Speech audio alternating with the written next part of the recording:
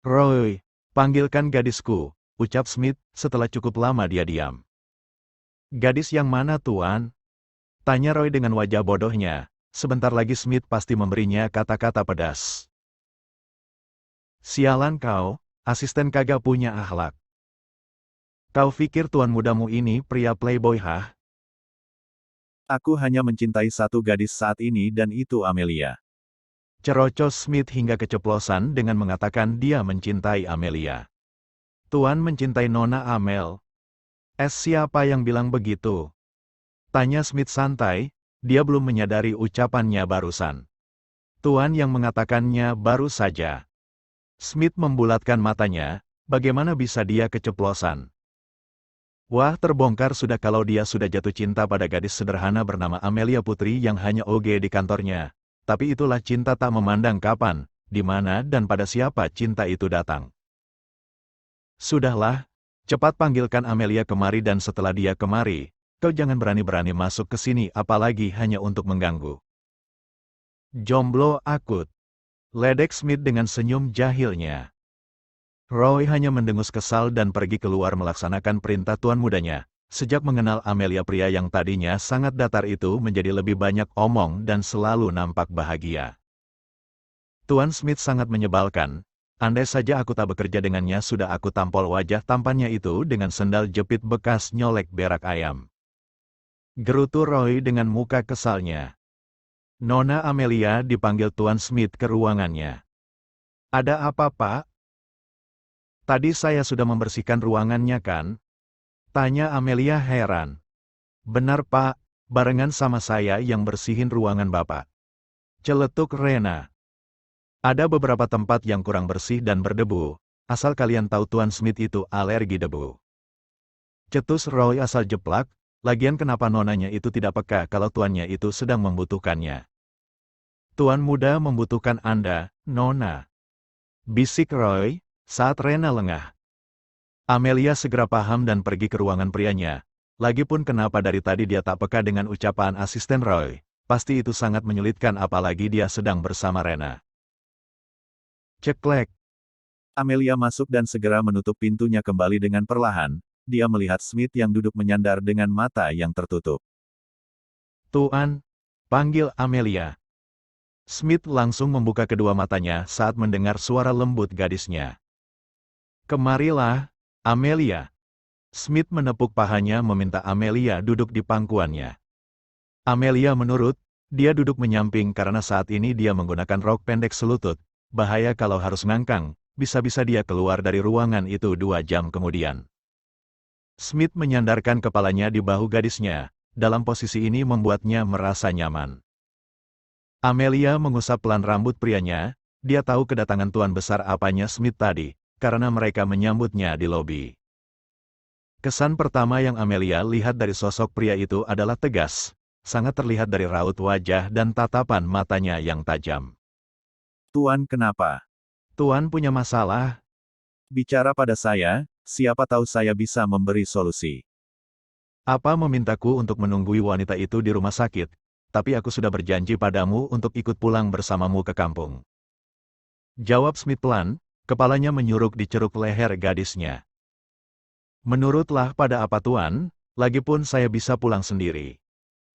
Bersikap adillah, Nona Marisa adalah tunangan Anda di mata dunia semua tahu kalau kalian punya hubungan yang serius.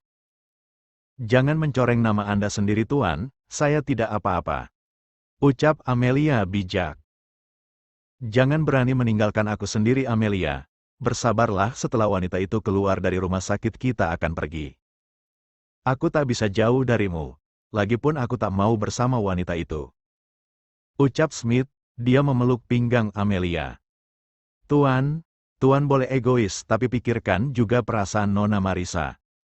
Kenapa aku dituntut harus memikirkan perasaannya, sedangkan dia tak pernah sedikit pun memikirkan perasaanku Amelia? Tanya Smith, pria itu melepaskan pelukannya. Bukan begitu tuan, saya juga wanita. Saya pasti terluka jika prianya tak ada saat saya berada dalam masa sulit. Sekali saja, tolong mengertilah tuan. Cukup saya menjadi orang ketiga dalam hubungan kalian, hingga membuat hubungan kalian renggang. Cukup Mel, dari awal aku menjadikanmu simpananku, hubunganku dengan Marisa sudah tak baik-baik saja. Jadi semua ini bukan karenamu, tapi karena rasa cintaku yang sudah menghilang. Ucap Smith tegas. Amelia membingkai wajah tampan Smith, memberikan senyum termanisnya untuk pria itu. Smith mendesah frustasi, jika sudah begini terpaksa dia harus menuruti keinginan simpanan cantiknya. Baiklah sayang, aku akan menemani wanita itu. Tapi kamu juga jangan pulang dulu ya. Amelia menganggukkan kepalanya. Janji? Tanya Smith. Janji Tuan, jawab Amelia. Dia sangat gemas dengan wajah prianya, tak sadar dia menguyel-uyel pipi itu dengan gemas. Sayang, ringis Smith dengan wajah cemberutnya. Demi apapun, Amelia ingin berteriak kalau Smith yang terkenal dingin dan arogan itu tak ada. Tapi sepertinya takkan bisa, itu sangat membahayakan, dia pasti dikurung di kamar selama seminggu jika melakukan itu. Maaf Tuan, saya gemas melihat tingkah Tuan. Tak apa, saya suka. Kamu boleh melakukannya pada saya, jangan pada pria lain atau kamu tahu konsekuensinya. Ancam Smith dengan tatapan tajamnya.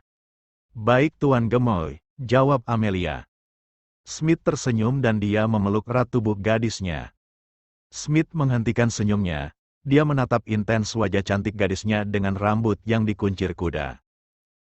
Sayang, lain kali kamu gerai saja rambutmu ini. Aku suka rambutmu digerai, ucap Smith, dia menarik karet rambutnya dan rambut indah Amelia pun tergerai. Modus kamu Smith, padahal dia tak ingin leher jenjang yang biasa dia beri stempel itu dilihat orang lain. Baik Tuan, apapun yang membuat Tuan senang akan saya lakukan. Ucap Amelia. Kalau ini? Tanya Smith, tangan nakalnya menunjuk area bawah. Apa? Aku menginginkannya sekarang, sebagai vitamin sebelum aku pergi menemui wanita itu. Bisik Smith sensual. Tapi apa harus di sini? Nanti kalau ada yang masuk gimana Tuan? Lagipun pasti akan membuat karyawan lain curiga saya lama di sini.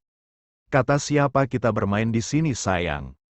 Smith menggendong Amelia ala bridal style dan membawanya ke kamar rahasia yang terletak di belakang rak buku.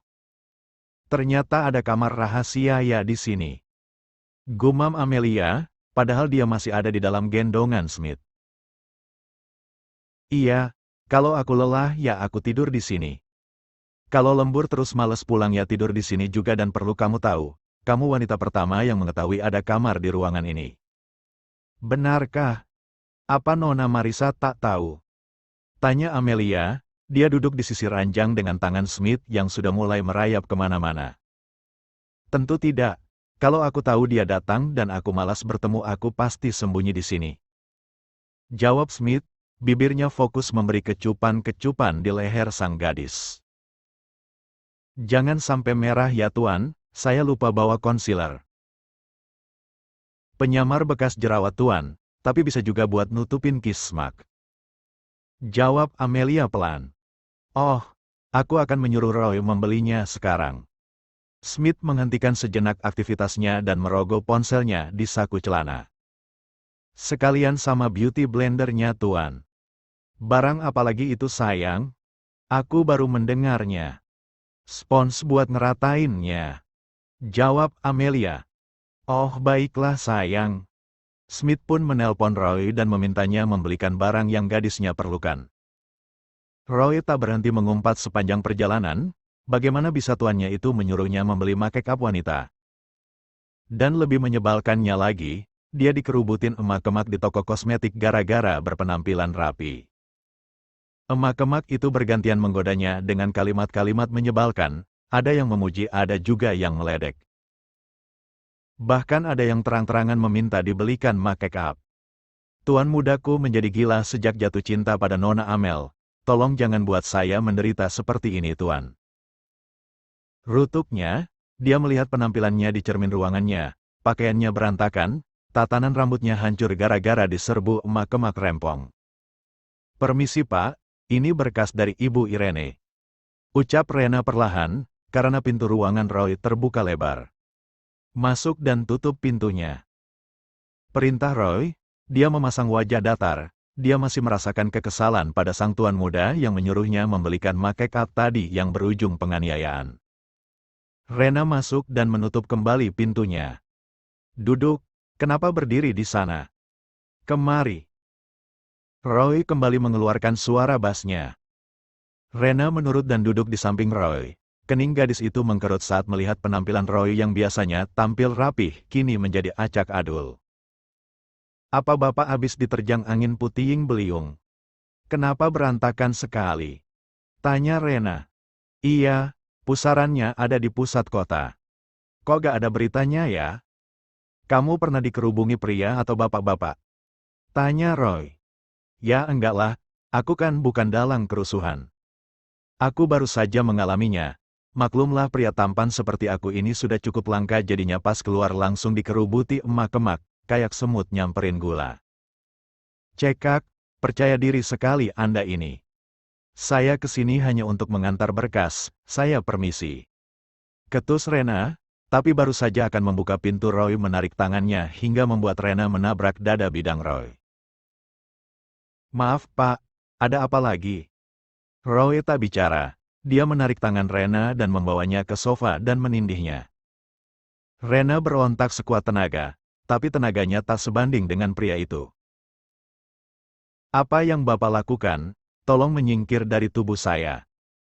Ucap Rena, tangannya terus bergerak memukuli dada Roy sekuat tenaga, tapi pria itu tak menunjukkan reaksi kesakitan. Roy menarik kedua tangan Rena dan menguncinya di atas kepala. Roy satu bir Rena dengan buas. Rena mengatupkan bibirnya kuat-kuat.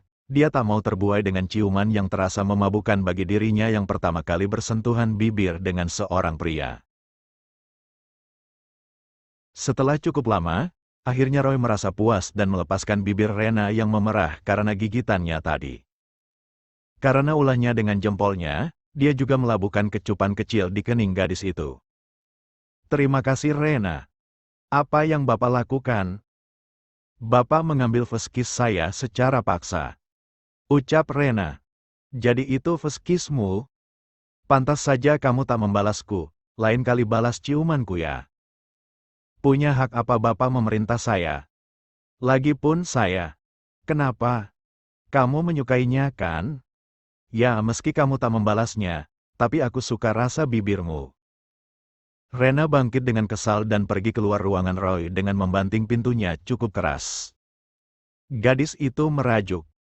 Rena terus menggerutu. Dia sangat kesal dengan pria yang bernama Roy itu. Berani sekali dia mengsatuumnya dengan paksa, apalagi itu adalah feskisnya.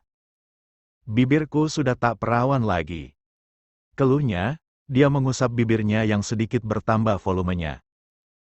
Berbeda dengan pasangan yang sedang memadu kasih di kamar rahasia Smith, mereka sudah menyelesaikan permainannya tapi Smith terlihat enggan meninggalkan gadis itu.